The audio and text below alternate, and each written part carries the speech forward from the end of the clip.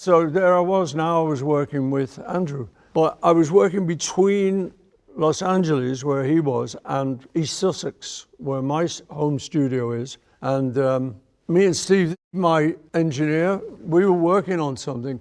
And our great guy who had helped build the studio, a guy called Eddie Klein, who was a lovely guy and who actually came from here. He used to work in Abbey Road, and he was a lovely man. He's no longer with us, unfortunately, but he was such a great guy. And he was actually working on some tapes at the back of the studio, and we were working here doing something. And we had a little break. He said, "Have you ever heard of a song called Lost Horizon?" I said, "I don't know."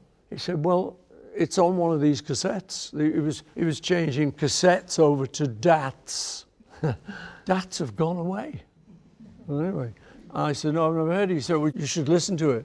So we put it on, and it was amazing because it was a complete song, all in one take. And I think I must have just done it on holiday somewhere and forgotten it. So anyway, luckily, Eddie rediscovered it, and he said, "I think we should do this song." So we did. We took the demo, the cassette demo, and pretty much copied the whole thing. Didn't really need to do much else. Then we took it to Andrew later and put a little guitar part on there. So yeah, thanks to Eddie. The other thing about Eddie is he used to work here, and we'd be up there in the control room number 2 with the Beatles, and we didn't know how equipment worked. You know, if it was there, we'd use it, and we'd screw around with it, do anything with it.